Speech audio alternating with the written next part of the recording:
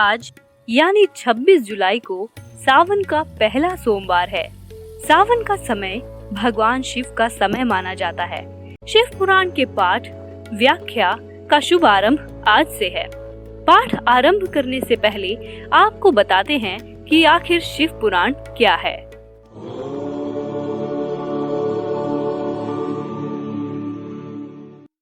शिव पुराण मानव प्रकृति को चेतना के चरम तक ले जाने का सर्वोच्च विज्ञान है, जिसे बहुत ही सुंदर कहानियों द्वारा लिखा गया है। सभी पुराणों में शिव को त्याग, तपस्या, वात्सल्य तथा करुणा की मूर्ति बताया गया है। हिंदू धर्म में भगवान शिव त्रिदेवों में से एक हैं और इन्हें संहार का देवता भी माना जाता है। ऐसा भी माना जाता है कि भगवान शिव महान योगी थे और इसीलिए उन्हें आदि योगी की संज्ञा भी दी जाती है। शिव पुराण में शिव के जीवन चरित्र पर प्रकाश डालते हुए उनके अलग पहलू के बारे में लिखा है। शिव महापुराण में उनके रहन सहन, विवाह और उनके पुत्रों की उत्पत्ति के विषय में विशेष रूप से वर्णन है। इस पवित्र पुराण में भगवान शिव को प्रसन्न करने की पूजा विधियों और जीवन के कई विषयों पर ज्ञान भी सम्मिलित है। शिव पुराण में ओम से जुड़े महत्व के बारे में भी बताया गया है। यही नहीं, इसमें मृत्यु से जुड़े हुए राज भी हैं और साथ ही जीवन से जुड़ी कई महत्वपूर्ण बातों का इसमें उल्लेख है। शिव पुराण में 24,000 श्लोक हैं तथा इसके क्रमशः 7 खंड हैं।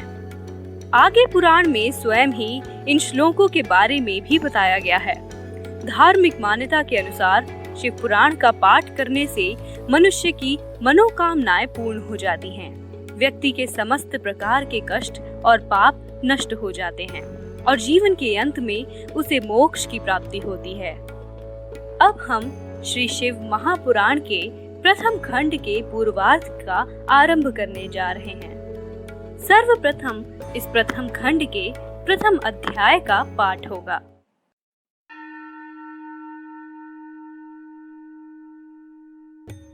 इसमें सबसे पहले शौनक ऋषि और सूत जी का संवाद आता है। प्रथम अध्याय में शौनक जी के प्रश्न करने पर सूत जी उन्हें शिव पुराण की महिमा सुनाते हैं। लेकिन इनके संवाद को जानने से पहले आइए जानते हैं कि शौनक ऋषि और सूत जी कौन थे। शौनक ऋषि एक वैदिक आचार्य और ऋषि थे जो भृगुवंशी शुनक ऋषि के पुत्र थे और उन्हें सप्त ऋषियों में स्थान प्राप्त था। ऐसा माना जाता है कि वो पृथ्वी के पहले कुलपति थे। पुराने काल में कुलपति की उपाधि उसे दी जाती थी जो 10 सहस्त्र यानी कि 10,000 विद्यार्थियों के भोजन और रहन सहन की व्यवस्था कर उन्हें विद्या का ज्ञान देते थे। इस संवाद में शिव पुराण की महिमा का गान करने वाले सूत जी हैं। सूत जी सूत जाति के थे और उनका नाम रोमहर्षण था। दरअसल इसके पीछे भी एक बहुत पुरानी कथा है। शौनक जी जैसे कई ऋषियों ने व्यास जी से पुराण गाथा के लिए कहा था, पर व्यास जी ने सभी ऋषियों से पुराण गाथा के लिए अपने स्थान पर रोमहर्षण जी को बैठाने के लिए कहा। व्यास जी की ऐसी बातें सुनकर कुछ ऋषियों ने कहा, भगवान, रोमहर्षण तो सूत जाति के हैं, उन्हें गद्दी पर कैसे बैठाया जा सकता है।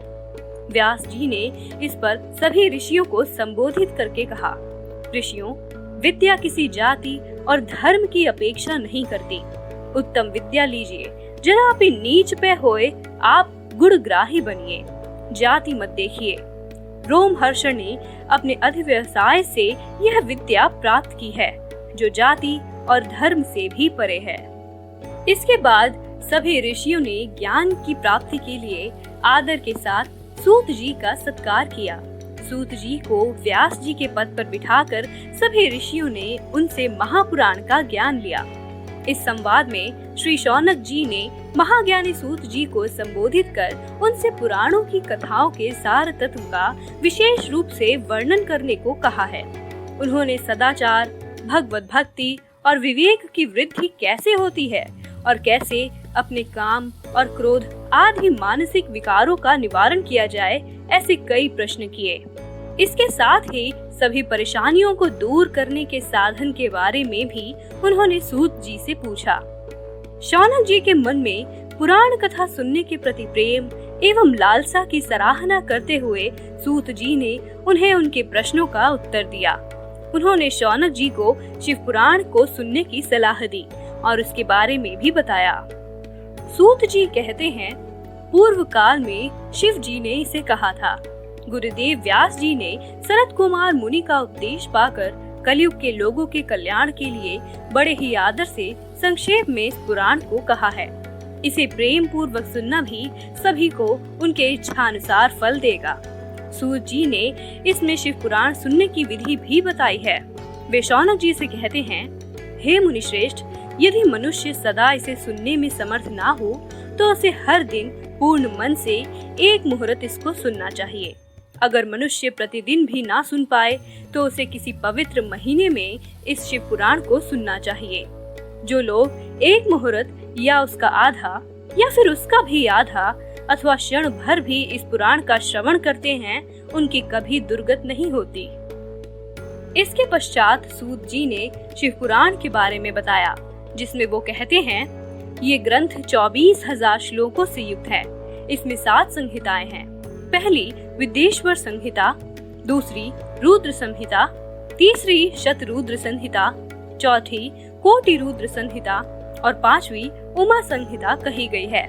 इसमें छठी कैलाश संहिता और 7वीं वायवीय संहिता है। इस प्रकार इसमें 7 संहिताएं हैं। जो मनुष्य 7 संहिताओं वाली इस पुराण को आदर पूर्वक पढ़ता है वह जीवन मुक्त कहा जाता है। जो प्रतिदिन आलस्य रहित हो, रेशमी वस्त्र आदि के वेष्टन यानी कि कपड़े से इस शिव पुराण का सत्कार करता है, वो सदा सुखी होता है। ऐसे शिव पुराण को मैं प्रसन्न चित्त से सदा वंदन करता हूँ। भगवान शंकर मुझ पर प्रसन्न हो और अपने चरण कमलों की भक्ति मुझे प्रदान करें। ये कहकर सूत जी अपने शब्दों को विराम देते हैं। यहाँ पर शिव पुराण का प्रथम अध्याय भी समाप्त हो जाता है, जिसके बाद द्वितीय अध्याय की शुरुआत होती है। अगले एपिसोड में हम द्वितीय अध्याय की बात करेंगे, जिसमें सूत जी सभी ऋषियों को शिव पुराण की महिमा की एक कथा सुनाते हैं। नमस्कार।